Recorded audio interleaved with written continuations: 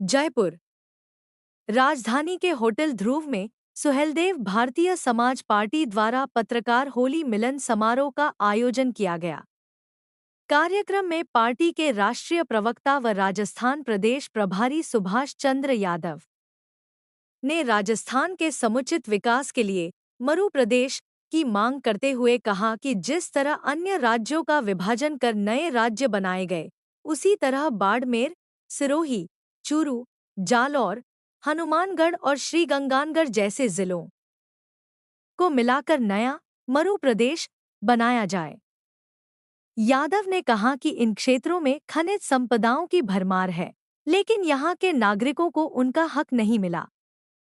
Suheldev Bharatiya Samaj party इस मांग को लेकर जयपुर से दिल्ली तक संघर्ष करेगी और जनता के बीच जाकर अपने राष्ट्रीय अध्यक्ष ओम प्रकाश राजभर के विचारों को पहुंचाएगी।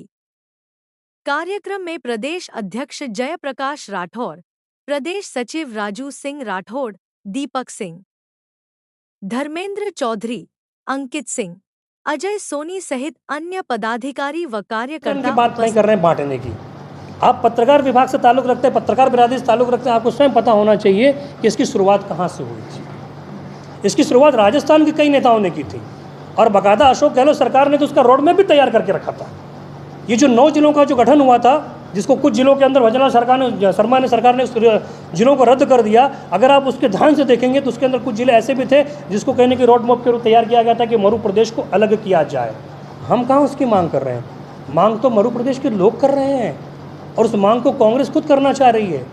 हम कांग्रेस के धर्रे पे नहीं चल रहे हैं। हम तो मरु प्रदेश की जो मांग जनता कर रही है, वहाँ के लोग कर रहे हैं ना, उनकी मांग को और आगे ले जाने का प्रयास कर रहे हैं।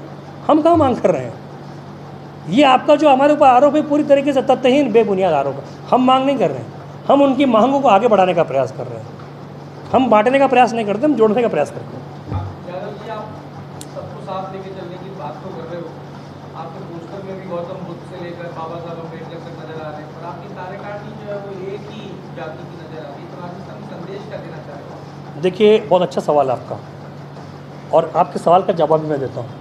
जो पोस्टर आपको दिख रहे हैं, जो ऊपर आपको सारी जातियों को दिख रहे हैं, लेकिन उसके अंदर जो पदाधिकारी वगैरह दिख रहे हैं, हमारी पार्टी अभी नई है। हमारी पार्टी का संगठन अभी शुरुआती दौर के अंदर है।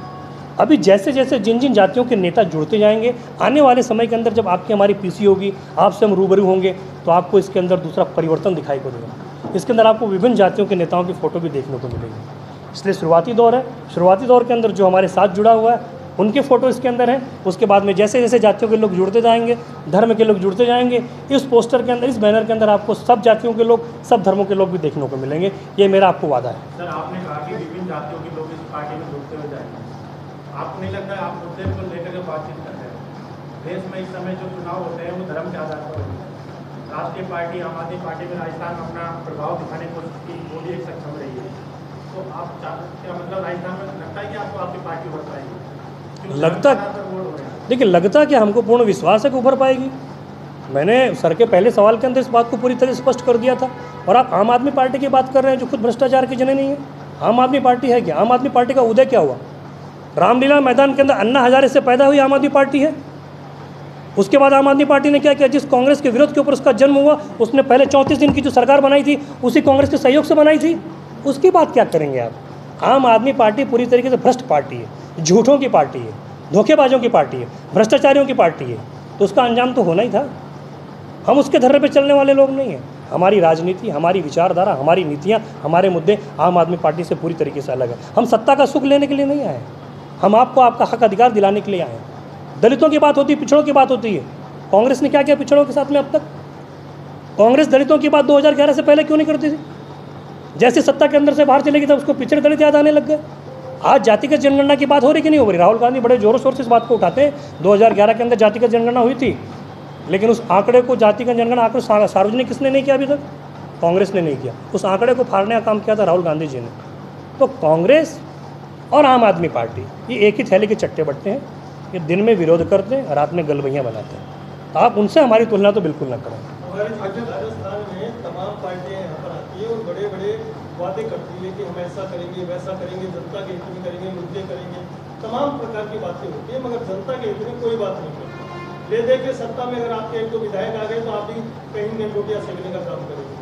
तो ऐसा क्यों किया जाता है? और थोड़े से दिन में, जैसे आम आदमी पार्टी इन्होंने पूछा आपसे, तो आम आदमी पार्टी भी आप अपने झोले झपटे समेट के कहीं दिन कोने में बैठ गई।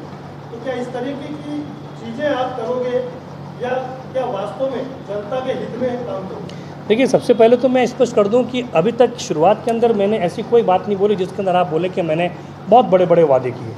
मैंने कोई बड़े बड़े वादे नहीं किए। मैंने सिर्फ यही बोला कि सुहेलदेव भारतीय समाज पार्टी अपनी नीति, अपनी विचारधारा को लेकर आगे बढ़ेगी और जनता से जुड़े हुए जो मुद्दे, उनकी समस्याएं, उनको लेकर चलेगी। हमने कोई वादा नहीं किया।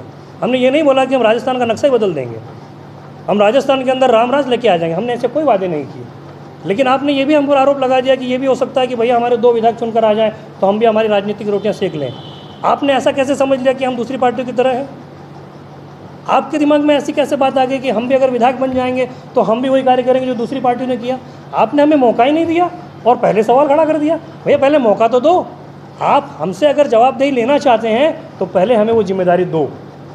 जिम्मेदारी देने के बाद में हमसे सवाल करो, तब हम आपको बोलेंगे कि हाँ, हमने जो वादे किए थे वो हमने नहीं निभाए। तो वो दिन आने दीजिए, फिर आप सवाल पूछिएगा, मैं आपके सवाल को जवाब दूंगा। भाजपा बड़ी पार्टी